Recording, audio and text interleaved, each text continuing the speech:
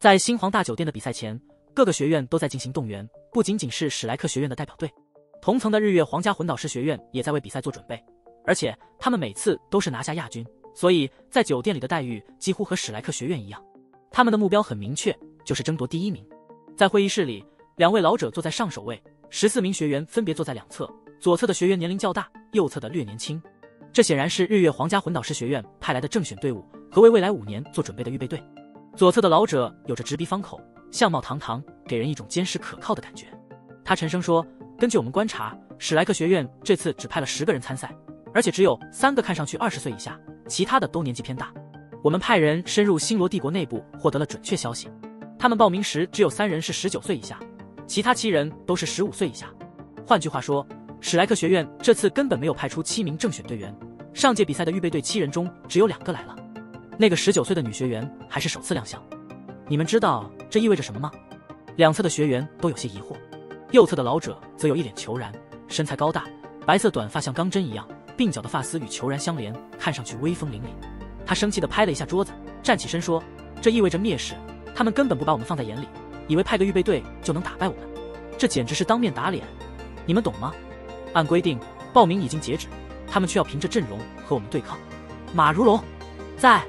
正选队首位的男学员应声站起，他和那愤怒的老者相像，高大魁梧，短发，只是没有虬髯，眼神炯炯有神，充满着力量。如果这次输给史莱克学院这样的阵容，你就别再待在明德堂了。好的，马如龙简短回答，但声音中充满了杀气。老马，别急，事情可能没那么简单。坐在对面的预备队队长是一位年龄不到15岁的少年，清秀而俊美，蓝色大眼明亮。他对自己的手特别在意，似乎把手当成了世界上最精美的艺术品一样欣赏。老马皱眉看着他，怎么不简单？少年依然盯着自己的手说，史莱克学院不傻，他们怎么可能不知道派3个人肯定打不过我们？可能是遭遇了意外吧，他们一直对我们很重视，不太可能这么大意。老马听了有些尴尬，他先前的话只是为了鼓励学员们，那倒是最好。笑红尘，你关注一下史莱克学院那些15岁以下的学员吧，下一届比赛他们才是你的对手。笑红尘抬起头微笑，散发出一种绝世的气质。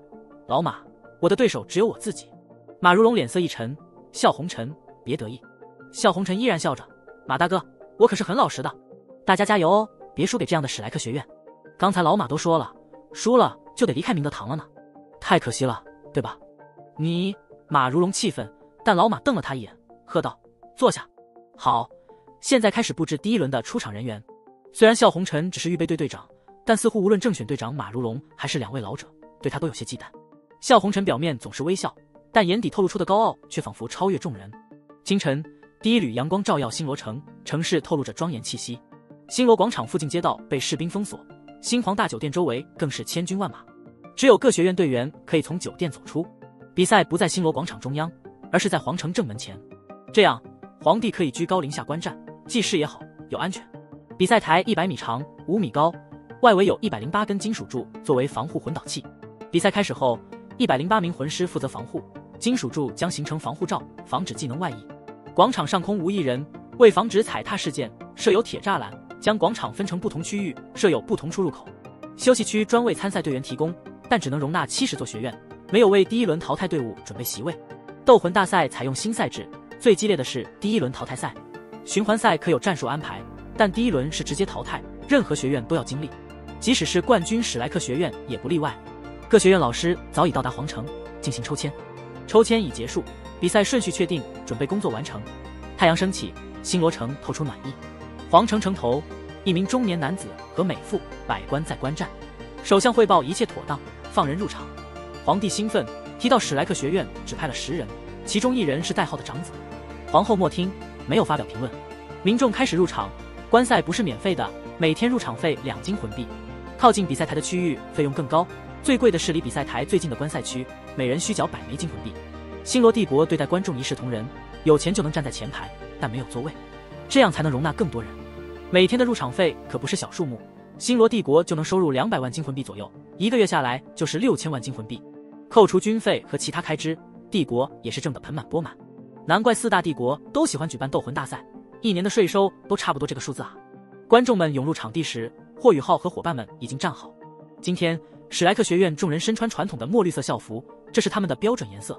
站在第1排，其他学院都没有异议，这是史莱克学院千百年来积累的荣耀。然而，其他学院的参赛者看着史莱克学院的阵容，都露出惊讶之色。10个人就算了，这些人看上去绝大多数都年轻得很，不用测骨龄都能看出他们年轻。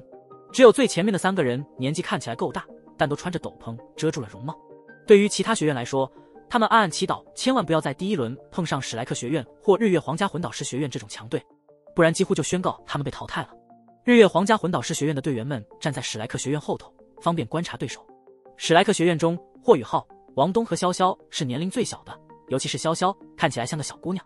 观众入场耗时颇久，星罗广场已经人满为患，但阻隔和军兵的秩序维持让局势不至于混乱。日上三竿，突然一个巨大的声音宣布皇帝陛下驾到，引起全场肃杀之气。星罗帝国皇帝出现，所有人肃然起敬，民众跪倒，参赛学院得到准许鞠躬行礼。皇帝发表欢迎词，表示欢迎各学院代表，然后正式宣布比赛开始。礼炮轰鸣，广场上欢呼声不绝于耳。皇帝与百官入座，比赛主持者介绍比赛规则。第1轮淘汰赛开始，引发广场情绪高涨。第1场比赛即将开始，史莱克学院代表队出场，广场响起史莱克呼声。面对如此局面，预备队7人有些傻眼。王岩也是第一次面对如此氛围。队长马小桃振奋士气，表示这是史莱克学院的荣耀，鼓励队员们展现实力。马小桃的话让大家信心倍增，但耀恒也强调这是他们的荣耀，需要用实力证明。比赛开始前，他们受到了阵容强大的日月皇家魂导师学院的压力。在2位学长的鼓励下，众人心情稍平，但仍心慌不安。他们并不知道，史莱克学院历史上从未在第1轮派遣预备队员，现在却别无选择，第1场就要全主力上场。主持者宣布天灵高级魂师学院队员登场，他们显得颤颤巍巍，引起了队长马小桃的幽默嘲笑。马小桃鼓舞队员，指出对手的紧张，同时提醒他们史莱克学院的荣耀是最有力的武器。他呼吁队员们发挥勇气和实力，共同迎接胜利。队员们集合，王岩交代战术，特别提醒霍雨浩利用第2魂技。霍雨浩听了，感觉茅塞顿开，发誓不辜负大家期望。队伍凝聚斗志，举起右手搭在一起，表示团结一致。主持者宣布天灵高级魂师学院上场后，霍雨浩鼓舞队友，表示史莱克必胜。队员们感到热血沸腾，坚定决心代表史莱克学院取得胜利。主持者高亢宣布史莱克学院登场，星罗广场沸腾欢呼，就连皇帝也因曾在史莱克学院学习而激动。11只手挥动，贝贝带领队伍坚定迈向比赛台。